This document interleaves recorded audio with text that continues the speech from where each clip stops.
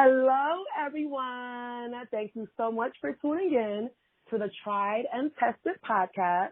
If you don't already know, I am your host, Tracey.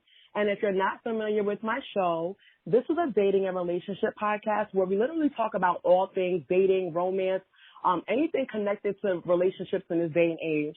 We talk about family. We talk about money in relationships. We talk about makeups and breakups, et cetera, et cetera, et cetera. So everything, we got you covered. So today I have a special guest, Mr. Sam Littleton, and I met him. Oh, sorry. Well, let me let you say hello first. Go ahead. Hey, everybody. How are you? It's so good to be here. Thank you, Miss Tracey, for having me. Very grateful to be a part of this podcast. Yes. I'm so thankful. And I literally met Sam on I guess we could say a speed networking event. Right. Yes. It was definitely different, but it was a lot of fun. I was glad to meet you. Yes, and you were the first guy I got. Because I was like, I ain't never met him. And also, I think go ahead. I saw one guy when I was on as well. I was like, it was a lot of women. So I just kept saying, nice to meet you. My wife and I. I was very clear. My wife and I. Yes. And funny enough, I got your wife as well, though, too, which is funny. Okay. Well, let me just go ahead and get on into the topic. But at the end, I'm going to tell you all about how he plays the piano and he is lit. And okay, yeah. So, all right. So basically the topic today that we're going to talk about is the phrase that people use that is called in God's time, right? So, for me, I feel like whenever I hear people say that, I typically get a little bit annoyed.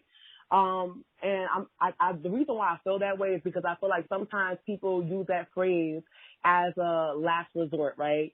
They feel like maybe they're not close to God anymore. Maybe they don't go to church anymore. Maybe they feel like God has forgotten them. And so they may be worried about whatever it is they attach to the phrase. So maybe they haven't had children yet, or maybe they can't find a good job. And when they say in God's time, to me, that's just kind of like just a phrase to kind of throw out there just because. So that's, that's kind of what I think. I think it's an empty word that I kind of hear. So for you, Sam, what does that phrase mean to you when you hear in God's time? I think the first thing that comes to my mind when you say in God's time is what really is God's timing. I think a lot of people don't know what God's timing really is. So when we say in God's time, it's like, okay, so what does that mean? It can be very frustrating, as you said before, because like you said, sometimes people use it as an excuse, as a way to say, there's been this delay. So since it's a delay, maybe it's God's fault. Almost like I'm saying it's God's fault. Me having to wait is God's fault, and we blame God for us having to wait. But it's like, okay, like, do we know how to properly wait? And my wife and I have been really having a conversation, even as it relates to patience, like being more patient. And so, like that's what I feel like when it comes to being in God's time. Like, I want to even more wait and learn how to wait properly. So. Yes. And I also feel like with that word, for instance, right, I think that you need to have action behind it because you mentioned patience, but it's like there's patience and then there's the opportunity to pass and you didn't realize it, I think, right? So. Well, that's true too. That's true because a lot of times, we've been given opportunities, given different chances, and a lot of times we don't seize the moment. A lot of times we have a person that comes in and they're beautiful and we're like, oh, I like them. They're so pretty, all this great stuff.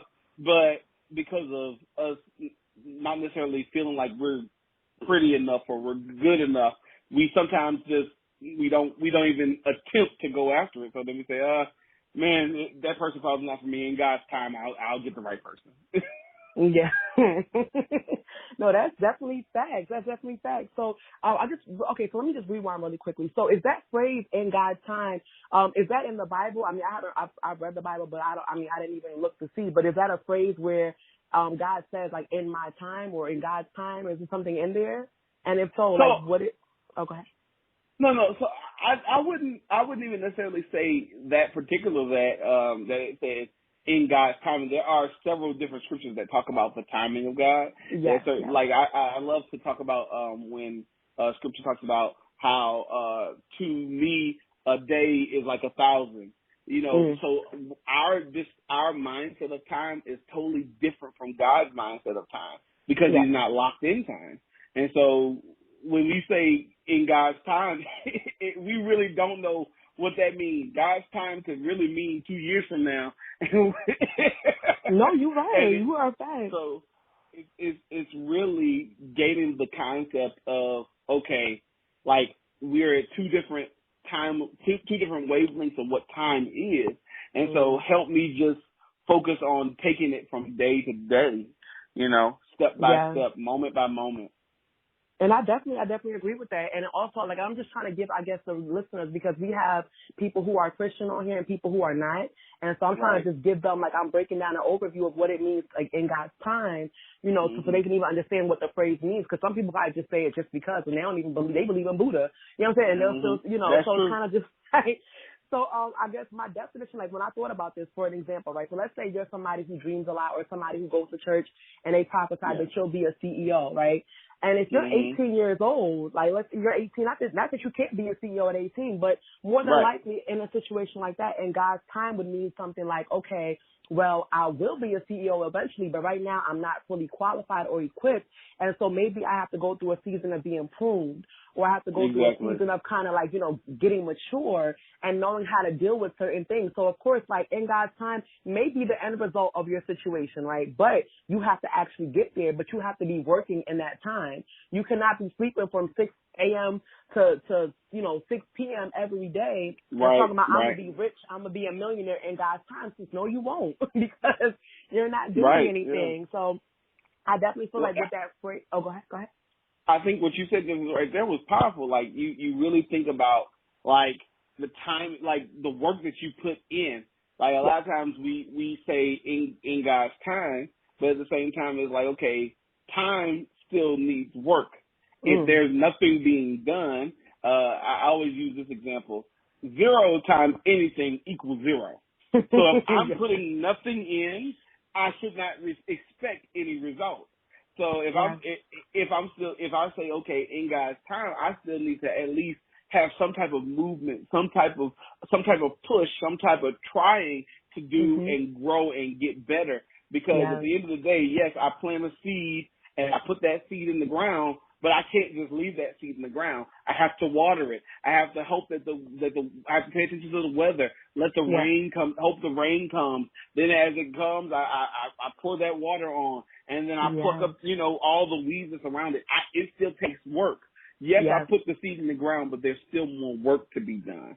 Yes, and I think that people honestly think that that God will literally drop $1 million out of heaven at your feet while you're in your house chilling. Or God will literally, let's say you are a woman and you're looking to get married and you don't go anywhere, you don't do anything. Like your husband's going to break into your house and he's going to propose to you, even though he don't even know. You know what I'm saying? Like, so I think that people are just not logical as far as there's an effort on our part that we have to do.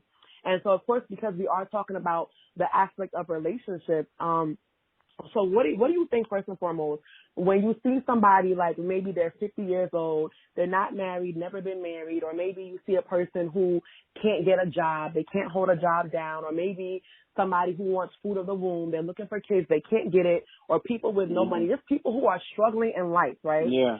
And when they make that statement, in God's time, I mean, obviously you did mention, of course, putting, the plow to the ground or just pretty much doing something, right? But what do you suggest in that situation? Because I'm assuming when you've gotten to that point, you've probably lost all hope, right? You're just saying it just to say it to sound pretty and sound fluffy. But what do you suggest that people do in that situation where they're not breaking through in any area or every area of their life? Wow, that's a very loaded question, because you think, like you said, when you've been at a certain time and you've been trying and pushing and trying to get everything accomplished, like you do start to have that hope, that faith, that drive starts to dwindle down, because I believe that as people that we are oftentimes pushed by the results that we see. So if I get positive results, I feel more motivated to keep going. If I get negative results, I just kind of almost turn into my shell like a turtle. That is up, because you're trying to protect yourself and defend yourself from being rejection. In any type of rejection, from any type of hurtful and painful place.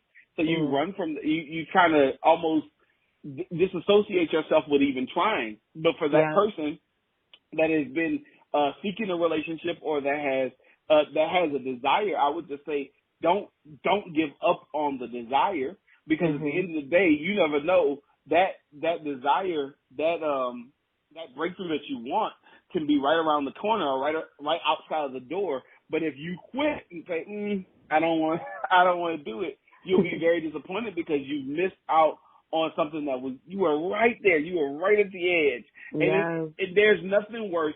I love playing video games. I'm a gamer, so I love interaction. I love stories. I like great stuff. So I love playing. When I play video games, like there's times when I'm right at the edge of getting to the checkpoint to where if I lose or if I die, I start back at the checkpoint. Yeah. But a lot of times I might die before I hit that checkpoint. It's like, I was right there. Oh no. And I think sometimes that's what happens in relationships, in life. Like we're right there, but then it's like, I'm just tired. I'm over it. I'm tired of like you said, like being rejected. I'm tired of the feelings that come with it. And so I'm not even gonna try. But it's like, if you try, there's a 50-50 chance that you're gonna win. And so I told my wife this. I said, a person that's taking a test, a person that's taking a test, if they necessarily are not as well prepared, they will get a better grade trying to Christmas tree the test than not taking the test at all. That's true. I would rather get a 50 than a 0 any day, because at the end of the day, it all affects the overall average of my life.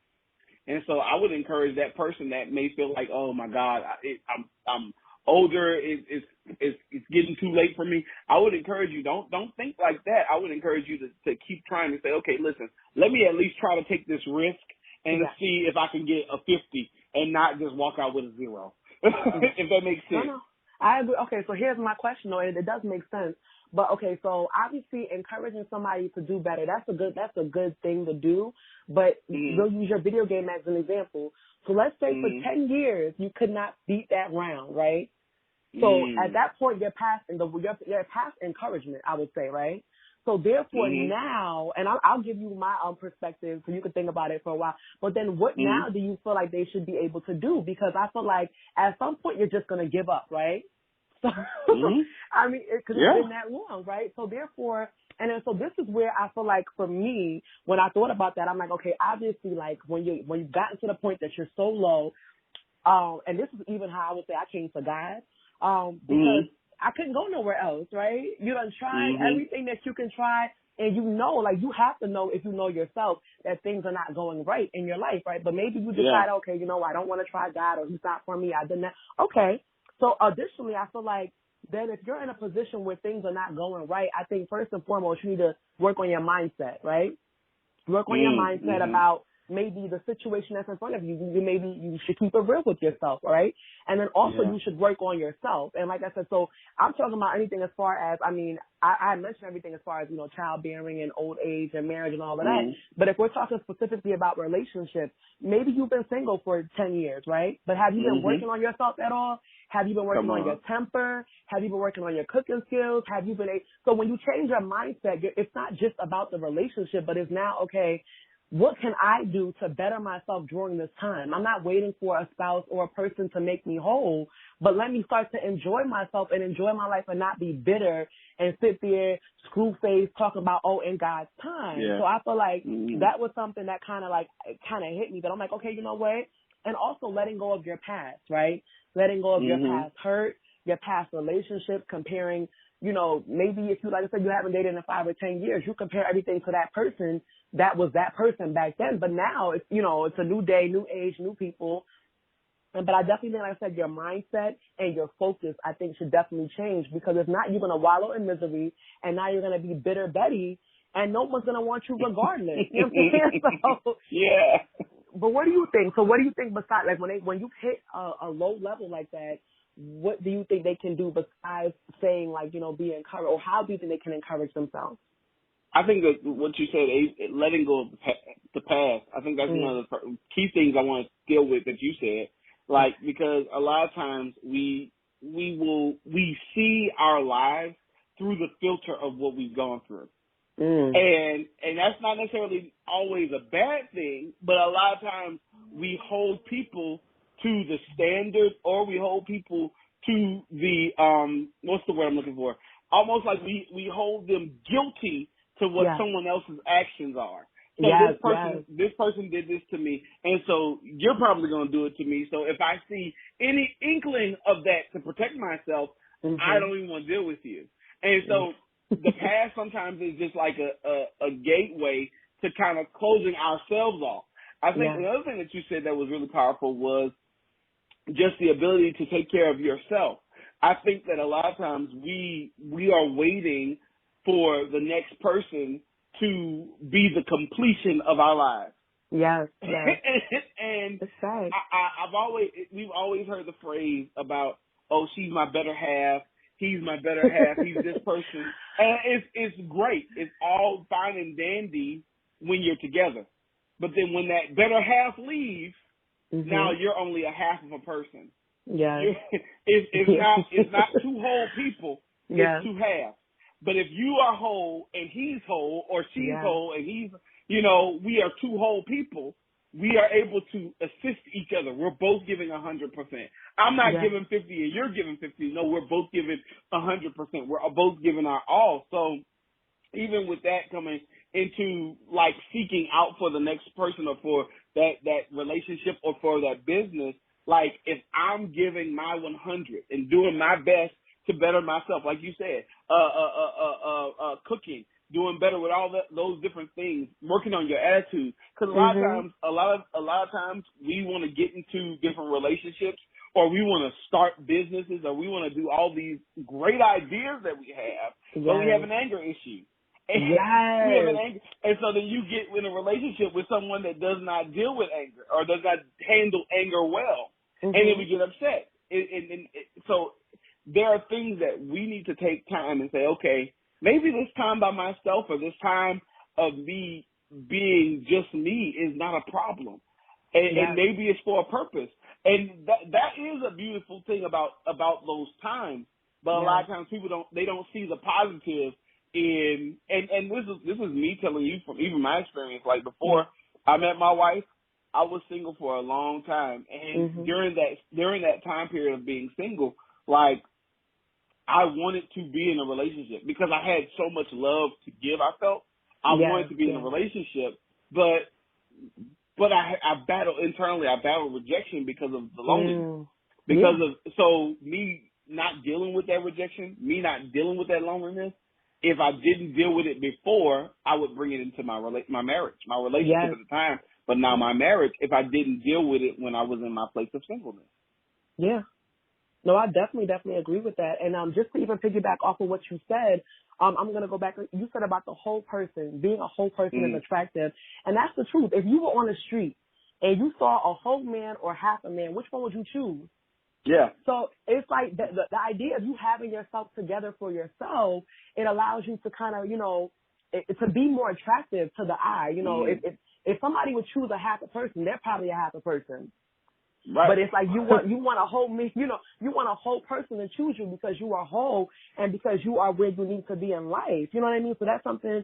And also, okay, this is a situation. Ooh, can I speak to that? Ooh. Oh yeah, go ahead. Yeah. Because that was so good. So this is what it put me in the mindset of. It put me in the mindset of, would you want a whole apple or a half-bitten apple? Because here's the thing: a half-bitten apple has been used. Somebody's mouth has been on it. Someone's had a taste of it. It's not all mine. Someone else has tasted what you're trying to offer me. And but it's if rotting, you're giving remember. me, it's rotted. Yeah. Once that apple has been exposed to the air, it's starting to rot inside. Yeah. But if you would give me something that's not been touched, not been tampered with, I want the whole thing. So that's what I wanted to say. That was really good. Yes, and I also wanted to add to you. So one thing you said about we talked about getting your attitude together, but one thing that to me, I literally had a conversation over the weekend about this, about people, and this goes for business, this goes for marriage, relationships, work, people who do not know how to speak to people with respect. Okay? Mm-hmm. So put some respect on my name. Right. But I'm like, that is fact. But my thing is that, so while you're in a season, maybe you can't get a loan for a business or you can't get this, work on your customer service skills. Work how you address people. Look in the mirror and try to see, like, okay, is my face looking some type of way? But furthermore, for a relationship, I understand that when you first meet somebody, you're all lovey-dovey and so on and so forth, but that doesn't last forever. Can you argue properly? Can you argue fairly? Can you speak to the person that you're with respect so that you don't belittle them? And people don't know how to do that, and then you single and you mad, but then when you get with somebody, they ready to leave you because guess what? Or even if you have a business, people don't want to work for you because you don't know how to speak to people, and that is so important. Yeah. In every aspect of your life. Go ahead. Yeah, it is, because so I think people give the reflection of how they treat themselves, right? So if you are in a relationship, going back to us, it's all about being a whole person. It goes back to being a whole person, because if you have the standard towards yourself to say you should be perfect, if that's my mindset for myself, that I'm a perfectionist and everything has to be perfect. When I get in a relationship, the person I'm with also has to be perfect. I'm holding them to the exact same standard I hold myself to. Yeah. But if I'm easily angered within myself, what holds me back from being angry with you? What holds me back from what keeps me from not giving you grace, not giving you patience? Yeah. Because I don't do it towards myself. So if we work on being even more patient and more understanding and say, okay, listen, take it one day at a time, take it one step at a time. Like we would understand, like when we get into these relationships, get into these business ventures, you talk about a customer service, and the first thing typically that always pops into my mind, especially with where I live in the South, the first place that pops into my mind is Chick-fil-A. Yes. You go to Chick-fil-A and they say, my pleasure. You can come in there yelling, fussing, and busted, disgusted, jacked up, all that stuff. And you would come in and get that chicken sandwich. Listen, people will go into Chick-fil-A and get a chicken sandwich, which is nothing but bread, chicken, and some pickles. But they don't go for the food. Now, it's some good chicken. It's some good food. It's good. Listen, my son loves Chick-fil-A. Every time he gets it, Daddy, can we go to Chick-fil-A? Yes, I love it. I love it too. For the adult gets the experience of how are you treating me? Yeah. How are you? I will stand and wait in this 3-ply line for 20 minutes. To get your chicken sandwich. And I know Popeyes has that chicken sandwich, and that's all great and fine and dandy, and that it tastes all right. But listen, Chick-fil-A has something special on it, because it's not only the food that they give, but it's the service that they offer. And so many of us are getting into relationships, and we're giving chicken sandwiches on trash can lids. Right. What you want? You want some sauce? Yeah, exactly. Exactly. So no, it's true. Like that is a good example for people to visualize it. So yes, it's very important. Like I said, obviously when you're in a time where you're not getting what you want, that season in your life is pruning you, is stretching you. But just make sure that you're doing something to better yourself, so you're prepared for what you want. Because think about it, if you mad and you sad and you're depressed and you can't even look in the mirror and tell yourself that I look good, my nose is, pretty, or my I look handsome. If you can't even uplift yourself, by the time that right person comes along, you may not be ready. And you may get left behind, and then you really going to be sad and depressed. You know what I'm saying? So it's kind of just like in God's time, but you still have to always be working. You still have to always be in a position for you to kind of get things in order and get things together. Okay? Use that time to your benefit. Use quote unquote, we use in God's time as an excuse, but don't use it as an excuse. Use it as a benefit for you to say, I'm going to better myself. I think about a glass. You have a cup, and you want to pour into the cup. You want to pour water into the cup, but the cup is broken. The cup is broken. So what's happening? That cup is leaking out the water. So everything that you're pouring into the cup is being leaked out, because it's not completely healed, for lack of a better term. So exactly, we're wasting, so when you get, same thing with relationships, when you get into a relationship and you're a broken person, or you have a broken heart, when you see yourself in a broken perspective, your boyfriend, your husband, your girlfriend, your wife can say how sweet, how loving, how awesome you are, but all it's doing is leaking out because you're not completely healed yet before you get into the relationship. So yes, take this time that you are in God's time, quote unquote. Take this time to get fully healed, fully complete, lacking nothing, so that when that person comes in and they want to pour into you and say, listen, I want to pour, I believe in you, you're amazing, you're this, you're that, you're not leaking out those comments, and those comments don't carry weight or hold merit in your life. That's supposed to energize you, motivate you, and push you to being the better spouse or the better companion that you want to be. Yeah. And you definitely don't want to be the spouse that, let's say you guys get married and your spouse has to drag you along and you're holding them back. Yeah. You don't want to do that. So what you mentioned as far as with the cracks, right?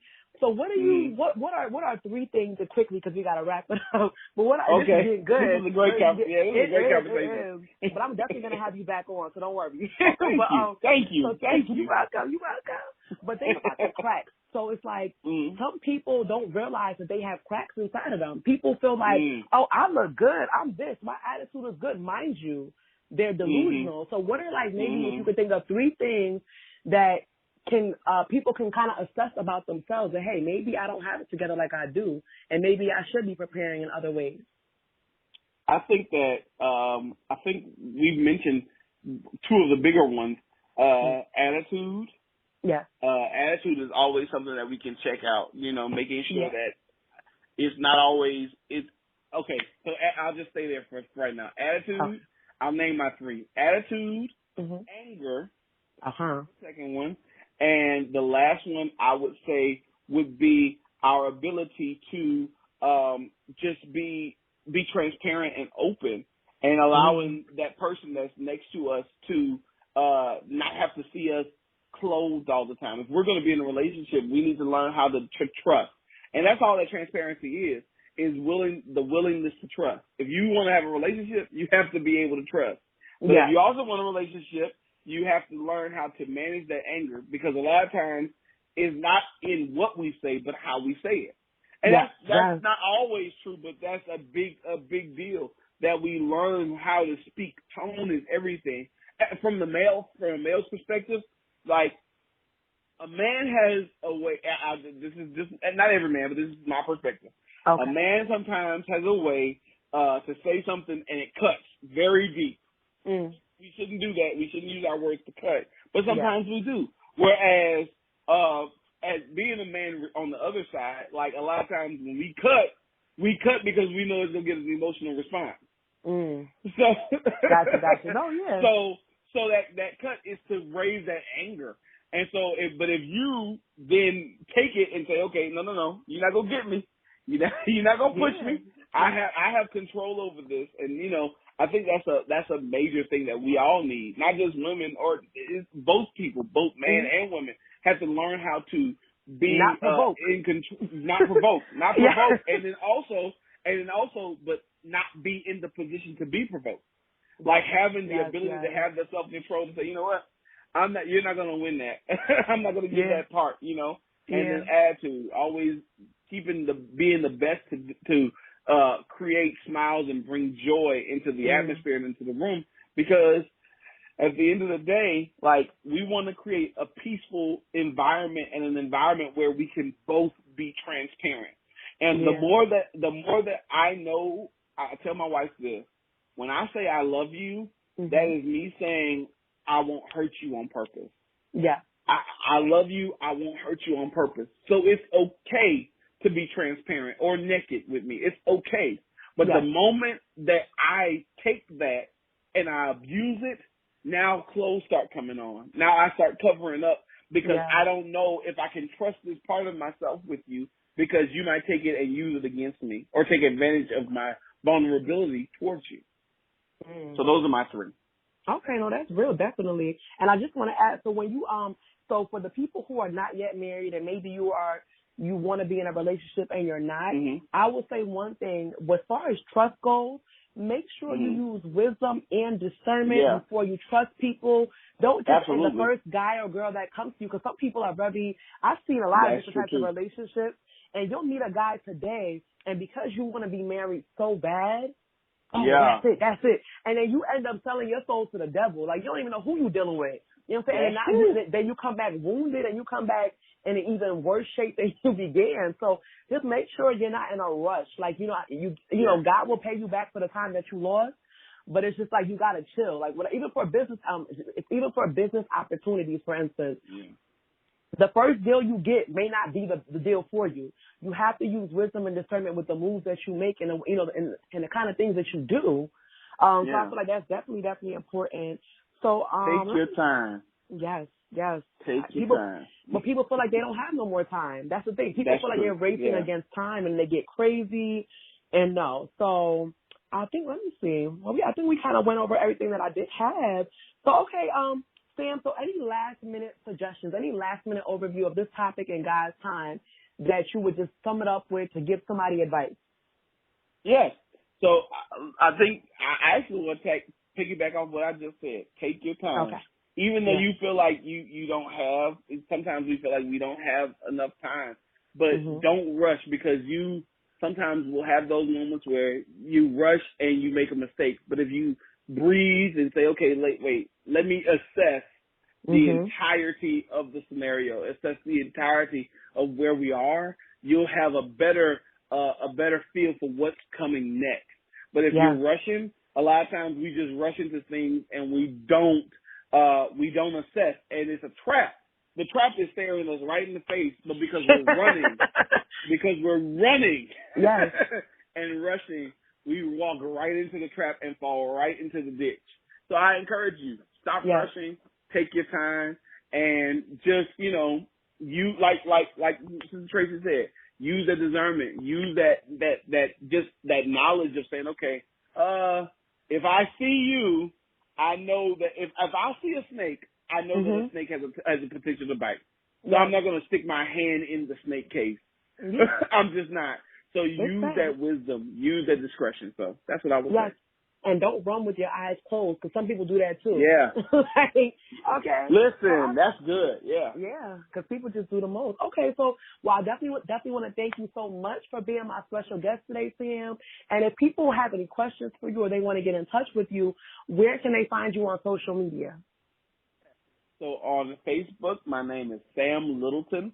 On Facebook, you'll see a musician. I also play, like Tracey said earlier, I'm a musician. I play the piano, so you'll see a picture of me on the piano. And he also, is good, y'all. He is good. He is anointed, because I didn't know that was him playing at the conference, and he is good with a T. Thank you so much. Okay. Good with a T. Good. Yes. He is good. I love it. Yes. Okay, let me let you finish. No, you're fine. And then I'm also on Instagram, Sam Eric Jr. Sam Eric Jr. on Instagram. So I look forward to for you guys following me and having conversations. Listen, don't feel bad or hesitate to comment or text or anything. I love interaction. So come on. Yeah, and I gotta follow you on Instagram too. But thank you so much for taking out the time. And to my listeners, I want to thank you guys so much. I hope that this episode really helped open your eyes about certain topics. And until next time, have a good one. Bye-bye. Bye-bye.